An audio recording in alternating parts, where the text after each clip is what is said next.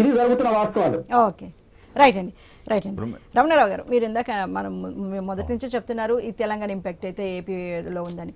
కాకపోతే ఇక్కడ కూడా మాకు సీట్ ఇవ్వండి అంటూ కన్నీళ్ళు పెట్టుకున్న వాళ్ళు, లేకపోతే వినూత్నంగా కాస్త కోస్త ప్రదర్శన చేసిన వాళ్ళు ఉన్నారు. కానీ వీళ్ళకి ఇవ్వద్దు అంటూ ఇంత పెద్ద ఎత్తున ధర్నాలు కావచ్చు, లేకపోతే ఫిర్యాదులు కావచ్చు, లేకపోతే బాహాబాహికి దిగడం కావచ్చు, తెలంగాణలో అంత ఎక్కువ మొత్తంలో చోటు చేసుకోలేదు. ఇప్పుడు గుంటూరు అయితే మరీ గరంగా మారిపోయింది. ఎందుకంటే అంటే అధినేతను కూడా ధిక్కరించే స్థాయికి వైఎస్ఆర్సీపీ నేతలు, కార్యకర్తలు కూడా చేరుకున్నారా అన్న అనుమానాలు రేకెత్తుతున్నాయి. అక్కడ కాంగ్రెస్ రక్తం ఉన్నటువంటి పార్టీ కదండి ఇది. కాంగ్రెస్ లో సహజమైనటువంటి విషయం సీట్ల కోసం అంతర్గతంగా ఉన్నటువంటిది. కేవలం జగన్మోహన్ రెడ్డి గారి యొక్క స్ట్రాంగ్ గా ఉండి ఆ పార్టీ నడిపించడం, వ్యక్తి పార్టీగా మారడం, దీని కారణంగా అలా ఉన్నారు. కానీ దాంట్లో 99% కాంగ్రెస్ నుంచి వచ్చినటువంటి వాళ్ళే కాబట్టి బహుశా అది సహజంగా ఉండేటువంటి విషయం అనుకోవాలి. దాన్ని ఒక రకంగా చెప్పాలి అంటే ఆయన ఎన్ని రోజు కంట్రోల్ అంటే 2019 ఎలక్షన్స్లో కూడా చాలా వరకు కంట్రోల్ చేయగలిగారు. అంటే ఆయన ఆ రోజు కూడా ఇట్లా ఎవరు టికెట్ కోసం బయటపడి గొడవ చేసినటువంటి సందర్భం లేదు.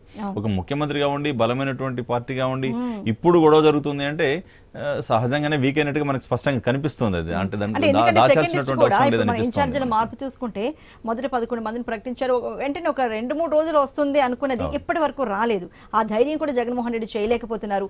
సెకండ్ లిస్ట్ ప్రకటన చేసే ధైర్యం కూడా జగన్మోహన్ రెడ్డి చేయలేకపోతున్నారు. ఒక వాదన ఇక్కడ స్పష్టంగా మనకి ఇప్పుడు తెలంగాణలో ఆ విధమైనటువంటిది 3 నెలలు ముందుగానే ప్రకటించడం వల్ల ఏం జరిగింది అనేటువంటిది మనకు అర్థమైంది. కాబట్టి అక్కడ ఇంకా వాస్తవం కూడా అంటే కేసీఆర్ గారు కూడా ఆ విధమైనటువంటి ధైర్యం చేయలేకపోయారు.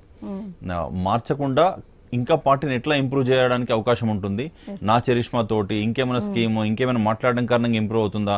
కానీ ఎప్పుడైతే అభ్యర్థిని మారుస్తారో ఆ మార్చినటువంటి సందర్భంలో ఇప్పుడు ఆంధ్రాలో జరుగుతున్నటువంటి పరిస్థితి ఇక్కడ కూడా జరిగితే ఇంకా ఎక్కువ డ్యామేజ్ అయ్యేటువంటిది. వాస్తవం వివరంగా చెప్పాలంటే తెలంగాణలో అభ్యర్థులను మార్చకపోవడం వల్ల నష్టమేం జరగలేదు. కొన్ని నియోజకవర్గాలు మాత్రం ఆ విధంగా జరిగింది. మిగతా నియోజకవర్గాల్లో కేసీఆర్ గారి చరిష్మా తోటి ఒకవేళ నిజంగా చాలా బలమైనటువంటి నాయకుడు అయినప్పటికీ కూడా ఓడిపోయారు ఇప్పుడు. ఎందుకు అనంటే రాష్ట్ర ప్రభుత్వం పైనటువంటి వ్యతిరేకత అంతే, అభ్యర్థి పైన కాదు.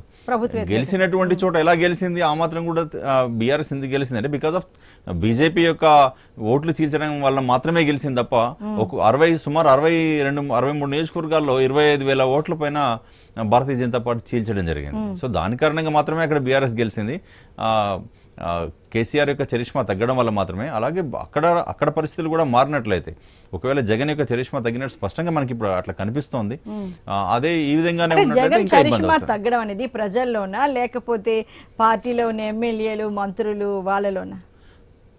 పార్టీలో ప్రజల్లో తగ్గితేనే పార్టీ తగ్గుతుంది. పార్టీ తగ్గింది అంటే ఆటోమేటిక్గా ప్రతి ఒక్కరు మాట్లాడడానికి అవకాశం వస్తుంది. బహుశా ప్రజల్లో చరిష్మా ఉండి జగన్మోహన్ రెడ్డి గెలిపిస్తాడు, 2019లో ఎలాగైతే గెలిపించాడో మమ్మల్ని గెలిపిస్తాడు అనుకున్నట్లయితే ఒకవేళ బహుశా ఇప్పుడు కూడా అందరూ చుప్చాప్గా ఉండేటువంటి వాళ్ళు, అయ్యో ఆయన ఎవరికి ఇస్తే గెలుద్దాం, లేకపోతే నెక్స్ట్ ఎమ్మెల్సీని ఏదో డిమాండ్ చేద్దాం, అడుగుదాం, రిక్వెస్ట్ చేశాడు కదా, డిమాండ్ కూడా రిక్వెస్ట్ చేద్దాం అనేటువంటి పరిస్థితిలో ఉండేటువంటిది. అలా కాకుండా వాళ్ళు డిమాండ్ చేస్తున్నారు అని అంటే ఆ పార్టీ పైన ఆ విధమైనటువంటి కమెంట్ కొంత తగ్గిందని చెప్పాలి.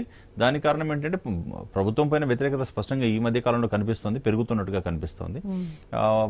తెలంగాణ రిజల్ట్స్ తర్వాత అది ఇంకా స్పష్టంగా బయటికి రావడం జరుగుతుంది. రైట్ అండి, ఇప్పుడు షార్ట్ బ్రేక్ తీసుకుందాం. బ్రేక్ తర్వాత డిబేట్ కంటిన్యూ చేద్దాం. ఇప్పుడు షార్ట్ బ్రేక్.